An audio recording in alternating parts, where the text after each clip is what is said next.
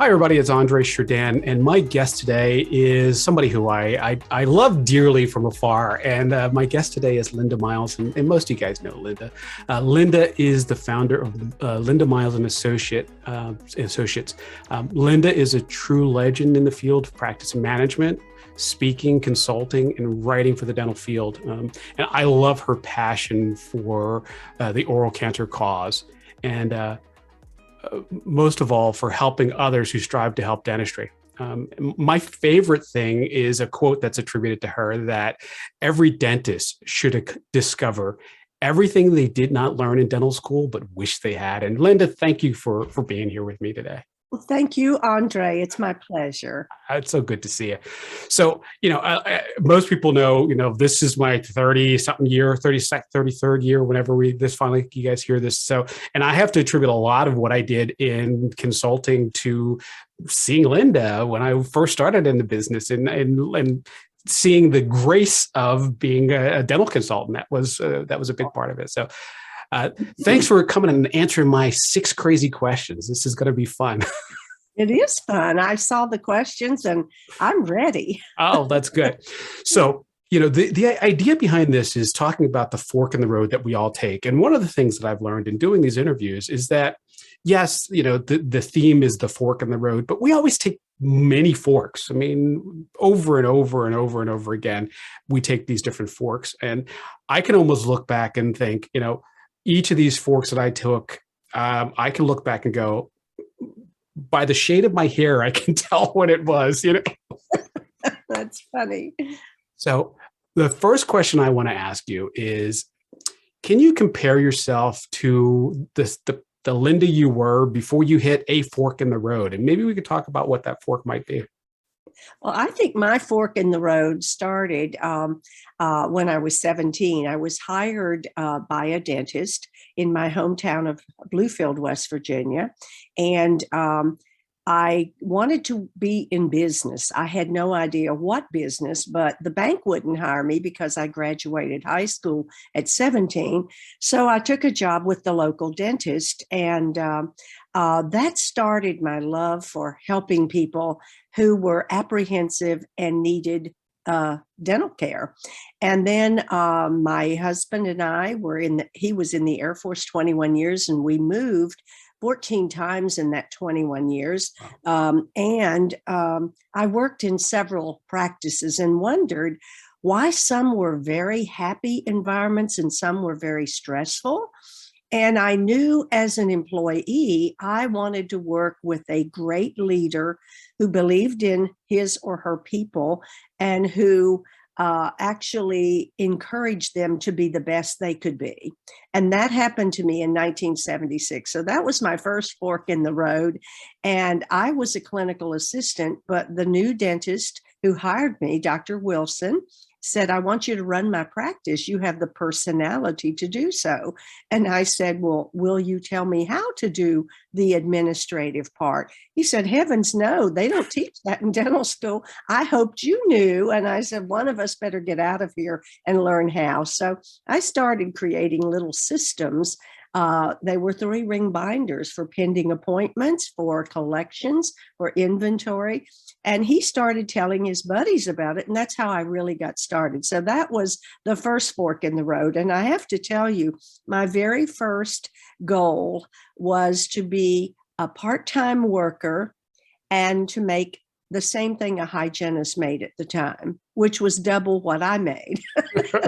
So that was my original goal. And another big fork in the road, my 10-year goal as a speaker was to speak at the Hinman Dental Meeting.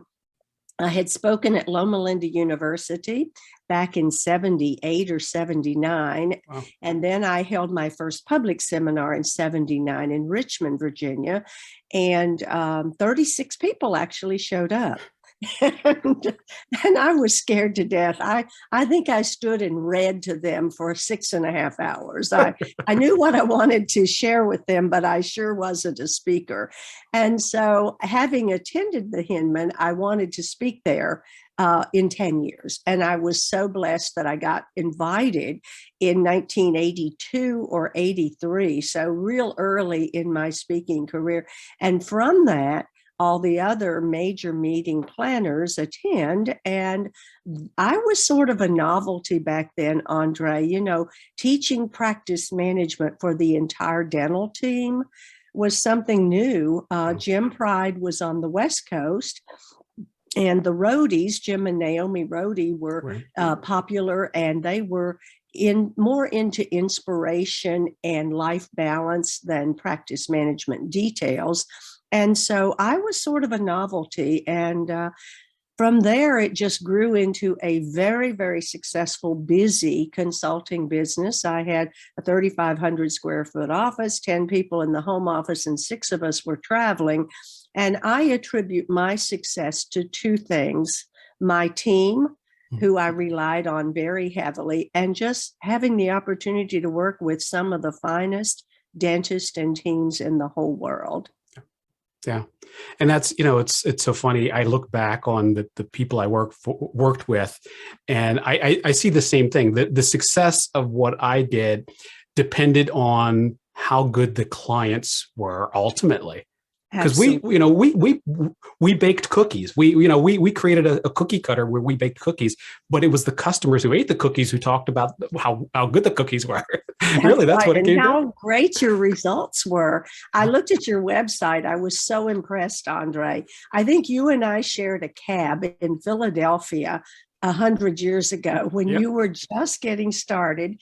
And we met, I guess it was at a dental meeting, and we shared a cab to the airport. Yep. And I followed you, but not as closely as I did last week when I looked at your website. Now, I am so proud of you. Oh, thank you. That makes me happy, And like I said, it's the accolades that we have, those kind of things, we all get the plaques and all that kind of stuff. It's when, our clients reach out to us and say, I'm retiring. I want to let you know that you made this possible. We've seen a lot of, I walked into a building recently and I realized I was going in to visit an office and just saying hi to the doctor. I was in the neighborhood, and it was actually the 3rd generation in the same office. So I've actually worked with 3 generations of doctors in the same exact office. And it just hit me. I can't believe you're that old, because you have to be 90.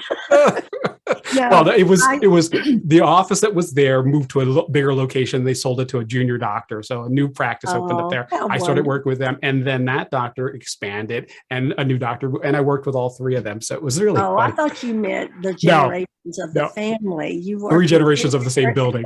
In the same building. Yeah. That's great. So, okay. So here's my next question for you. And, I'll start this by saying, I'm going to tell you one of my favorite books too, but what is the book that everyone should be reading, and maybe even a book that somebody should be reading over and over and over again? What book would you say?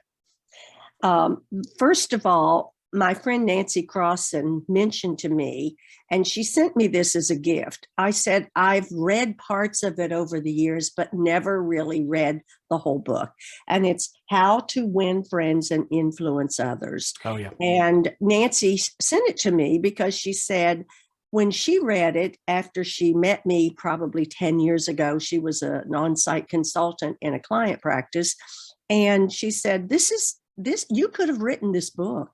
And I was so honored, because I know this is one of the best books out there. It's an old book, but I think it should be reread like every 10 years or so, because we forget that in business, it's not about the business. It's not about the numbers or the money. It's about the people. Oh, yeah. And some people draw people in. You're one of those who draws people in like a magnet. And if you do things for them, it comes back to you. Oh, yeah. Oh, yeah. I agree with you 300%. I agree. And it's such a great book. I think everybody should read it and read it over and over again. I think there's certain books that it hits us different at different ages. And that's one of those books where, as a new doctor, you should be reading it. As somebody who's now having relationships with the people in your practice, you should read it again. It's one of those books that everybody should read. Mm-hmm. And it prepares you for those other forks in the road, when you bring the associate in. That's right. So I'm glad you brought that one up. So here's another one for you. Give me 1 or 2 of your favorite quotes that you live by. one of my favorites that I have written in my books, and I've written or shared with clients, is the task before you is never greater than the power behind you. I love that. And if you always look at every task and say, I have the energy, I have the passion, I have the skills, I can do this. And, I was a high school graduate, and I'm teaching people who have 8 years of advanced education. And yet I don't know a lot about a lot of things, but I know a lot about dental practice management. Yeah. So that was my focus throughout the last 50 years, was just learning as much as I could. And I really believe that if you believe you can do something, the people around you believe that. And I used to have dentists come up to me at the seminars and say, I bring my staff to hear you every time you come to this area. And it's mainly because if I told them what you told them this morning, I'm an SOB and Linda Miles walks on water. So they needed someone else to tell them that you can be the best clinical assistant in dentistry. Here's 3 things you can do every day that will make that happen. And they love that because it fell on deaf ears if it came from the boss. I love that. I had somebody tell me once that along those same lines, he said, I want to tell you a quote, and I still have this as part of, I have a whole list of quotes that I love. And he said, I'm going to give you a quote that I think I can attribute to you, but it's written by Mark Twain. And it's, tell somebody they can go to hell, but make them enjoy the trip. He said, that's the way you do things.